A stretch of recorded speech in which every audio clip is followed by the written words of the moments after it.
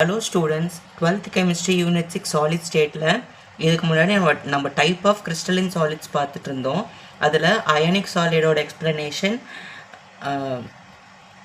covalent solidோட explanation, அதுக்கப்புறமா molecular solidோட 3 different types பார்த்தோம். இப்போ metallic crystals பற்றி பார்க்கலாம். மெட்டாலிக் கிறிஸ்டல்ஸ் அப்படின்னா எப்படி இருக்கும் அப்படின்னா எல்லா மெட்டல்ஸையும் நம்ம மெட்டாலிக் கிறிஸ்டலோ கேட்டகரியில் தான் கொண்டு வருவோம்.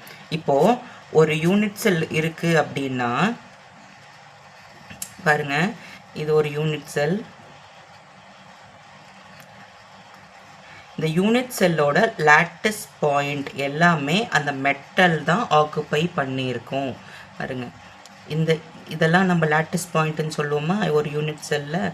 அதாவது ஒரு கிறிஸ்டல் லாட்டிக்ஸில் ஒரு ரிப்பீட்டிங் ஸ்ட்ரக்சரை நம்ம யூனிட் செல்லுன்னு சொல்லுவோம்.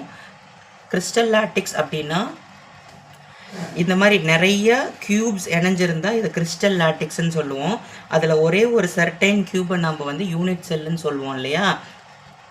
அப்போது அந்த யூனிட் செல்லோட இந்த ஆட்டமோ மாலிக்யூலோ அயானோ ஒரு ஸ்டேபிளான ஒரு இடத்துல இருக்கும் இல்லையா, இதை வந்து லாட்டிஸ் பாயிண்ட்னு சொல்லுவோம்.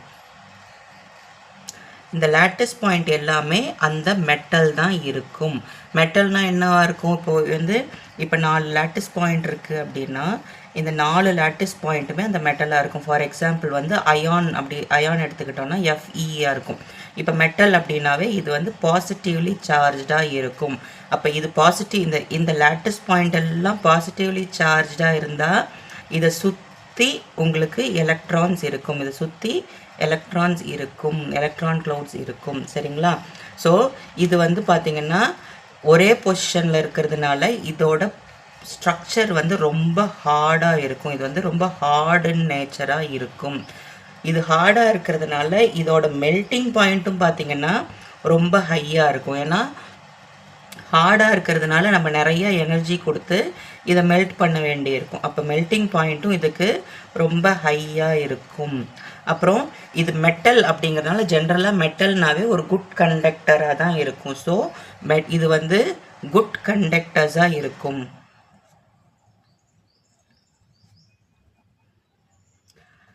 அதுக்கப்புறம் மெட்டல் அப்படின்னாவே ரொம்ப பிரைட்டாக இருக்கும். Bright and lustre. பிரைட்டாகவும் மினுமினுப்பாகவும் இருக்கும். லஸ்டர்னால் மினுமினுப்பாக தான் இருக்கும். அதாவது இது வந்து நார்மலாக மெட்டல் மட்டும் இல்லாமல் நம்ம 2-3 மெட்டல் சேர்ந்து நம்ம ஒரு அலாய்ஸ் செய்கிறோம் இல்லைங்களா. இப்போ ஃபார் எக்ஸாம்பிள் பார்த்தீங்கன்னா பிராஸ் எல்லாமே பார்த்தீங்கன்னா அலாய் தான். சரிங்களா? அந்த மாதிரி அலாய் செய்யும்போது இப்போ நம்ம தண்டவாளம் செய்கிறோம் இல்லையா, அந்த தண்டவாளம் செய்கிற இரும்பு கூட வெறும் பியூர் அயன் கிடையாது. அது வந்து அயன் கூட 2-3 மெட்டல் சேர்ந்து அலாயாக தான் செய்வாங்க. சரிங்களா? அந்த தண்டவாளம் பளபளன்னு தானே இருக்குது, ரொம்ப ஹார்டாக இருக்குது இல்லையா. ஸோ மெட்டல்ஸ் மட்டும் இல்லாமல் மெட்டல் அலாய்ஸும் பார்த்தீங்கன்னா ரொம்ப பிரைட் அண்ட் லஸ்டராக தான் இருக்கும். அதுவும் குட் கண்டக்டராக இருக்கும். அதோட மெல்ட்டிங் பாயிண்ட்டும் ரொம்ப ஹையாக இருக்கும். அதுவும் ஹார்டன் நேச்சராக இருக்கும். அதோட லாட்டிஸ் பாயிண்ட், இப்போ அதோட ஒரு கிறிஸ்டலின் ஸ்ட்ரக்சர் எடுத்துக்கிட்டிங்க அப்படின்னாலும் அதோட லாட்டிஸ் பாயிண்ட் ஒரு கியூபிக் ஸ்ட்ரக்சரில் அதோட லாட்டிஸ் பாயிண்ட்டும் உங்களுக்கு அந்த மெட்டலால் தான் ஆக்குப்பை பண்ணியிருக்கும். சரிங்களா? இப்போது அடுத்தது crystal lattice and unit cell, அதை பற்றி பார்க்கலாம். கிறிஸ்டல் லாட்டிஸ் அப்படின்னா என்னென்னா, இப்போது ஒரு கிறிஸ்டலின் சாலிட் அப்படின்னா ஒரு ஆட்டமோ ஒரு அயானோ ஒரு மாலிக்யூலோ அது வந்து ரெகுலர் பேட்டர்னில் இப்படி அரேஞ்ச் ஆகிருக்கும் அப்படின்னு நாங்கள் படிச்சிருக்கோம். அப்படி அரேஞ்ச் ஆகிருக்கும்போது இது எல்லாமே ஒன்றோட ஒன்று ஜாயினாக இருக்கும். நம்ம அதுக்கு தான் நம்ம வந்து கியூபிக் ஸ்ட்ரக்சர்ஸ் போடுறோம். பாருங்கள், இப்போ இப்படி அரேஞ்ச் ஆகிருக்குன்னா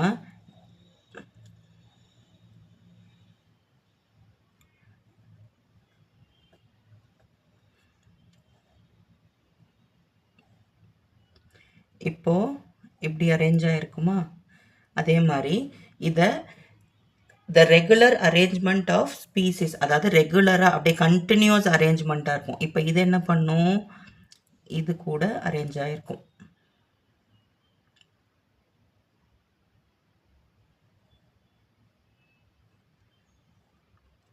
அதே மாதிரி இது என்ன பண்ணும், இது கூட அரேஞ்ச் ஆகிருக்கும். இப்படி உங்களுக்கு ஒரு ரிப்பீட்டட் க்யூப்ஸாக அரேஞ்ச் ஆகிருக்கும் இல்லையா, இதை தான் வந்து கிறிஸ்டல் லாட்டிக்ஸ் அப்படின்னும் நம்ம புக்கில் பாருங்கள் இன்னும் கிளியராக கொடுத்துருக்காங்க. இந்த மாதிரி க்யூபாக கண்டினியூஸாக அரேஞ்ச் ஆகிருக்கு இல்லைங்களா, இதை தான் கிறிஸ்டல் லாட்டிஸ் அப்படின்னும். இந்த பேசிக் ரிப்பீட்டிங் ஸ்ட்ரக்சர் எல்லாமே எப்படி இருக்குது, ஒவ்வொரு சிங்கிள் க்யூபாக தான் அட்டாச் ஆகிருக்கு. இந்த சிங்கிள் க்யூபை யூனிட் செல் அப்படின்னும், இந்த மாதிரி அந்த மாலிகுலோ ஒரு அயோனோ ஆட்டமோ வந்து அந்த க்யூப்பில் அட்டாச் ஆகிருக்கு இல்லையா, அந்த பாயிண்ட்டை வந்து லாட்டிஸ் பாயிண்ட் அப்படின்னு சொல்கிறாங்க. அதாவது ரிப்பீட்டிங் ஸ்ட்ரக்சர், கண்டினியூஸ் ரிப்பீட்டிங் ஸ்ட்ரக்சராக இருக்கிறது வந்து லாட்டிஸ் பாயிண்ட் அப்படின்னும்.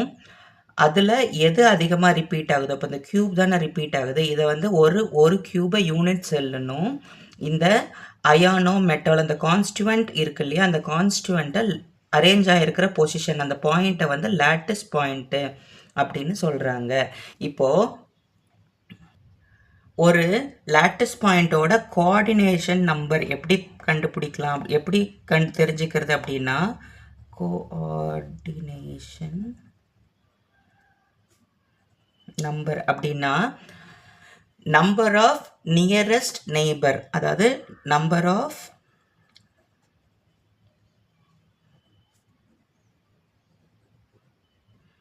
நெய்பர். நம்ம யார் நெய்பர்னு சொல்லுவோம், பக்கத்தில் இருக்கிறவங்கள நெய்பர்னு சொல்லுவோம் இல்லையா, அந்த மாதிரி இப்போது இந்த ஒரு லாட்டிஸ் பாயிண்ட் எடுத்துக்கிட்டிங்கன்னா இது யார் யார் கூடலாம் இணைஞ்சிருக்கோ அதை தான் நம்ம கோஆர்டினேஷன் நம்பர்னு சொல்லுவோம்.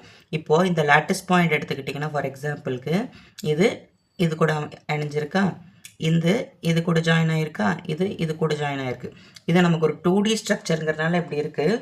இதே இன்னும் 3 டைமென்ஷனல் ஸ்ட்ரக்சர்னால் மேலே ஒரு பாயிண்ட், இந்த கீழே ஒரு பாயிண்ட், இந்த பக்கம் ஒரு பாயிண்ட் கூட அணைஞ்சிருக்கும் இல்லையா, இதை தான் coordination number. Coordination number of lattice பாயிண்ட்னா நம்பர் ஆஃப் நியரஸ்ட் நெய்பர். அந்த லாட்டிஸ் பாயிண்ட்டை எத்தனை பக்கத்தில் இருக்கக்கூடிய அடுத்த லாட்டிஸ் பாயிண்ட் கூட இணைஞ்சிருக்கு அப்படின்னு சொல்கிறது தான் கோஆர்டினேஷன் நம்பர். அடுத்தது edge length or lattice constant அப்படின்னு ஒரு டேர்ம் இருக்குது. எட்ஜ் லென்த் அப்படின்னா, இப்போது edge length or lattice constant அப்படின்னா, இப்போ ஒரு கியூபிக் ஸ்ட்ரக்சர் இருக்குது, இதில் வந்து லாட்டிஸ் பாயிண்ட்ஸ் இருக்கும்.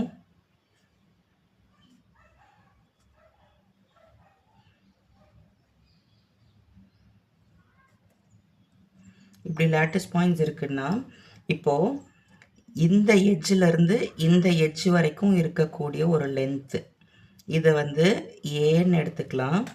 இங்கேருந்து இது வரைக்கும் இருக்கக்கூடிய லென்த்து, இந்த எட்ஜ் வரைக்கும் இருக்கக்கூடிய லென்த்தை பின்னும், இங்கேருந்து இந்த எட்ஜ் வரைக்கும் இருக்கக்கூடிய லென்த்து, அதாவது இது ஹைட் இல்லையா, இதை வந்து நம்ம சின்னும் எடுத்துக்கலாம். அதே மாதிரி the angle between the edges, இந்த எட்ஜுக்கு நடுவில் இருக்கக்கூடிய ஆங்கிள்ஸை வந்து இப்போது இந்த இதிலிருந்து இது வரைக்கும் இருக்கக்கூடிய ஆங்கிளை வந்து ஆல்ஃபா அப்படின்னும், இங்கேருந்து இங்கே இருக்கக்கூடிய ஆங்கிளை பீட்டா அப்படின்னும், இந்த ஏக்கும் பிக்கும் நடுவில் உள்ள ஆங்கிள், அதாவது சிக்கும் பிக்கும் உள்ள ஆங்கிளை காமானும், சிக்கும் ஏக்கும் உள்ள ஆங்கிளை பீட்டானும், ஏக்கும் பிக்கும் நடுவில் உள்ள ஆங்கிளை காமானும், ஆல்ஃபா பீட்டா காமா அப்படின்னு எடுத்துக்கிறாங்க.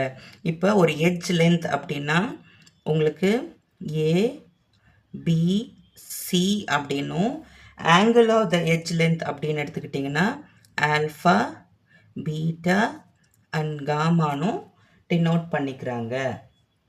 தேங்க்யூ.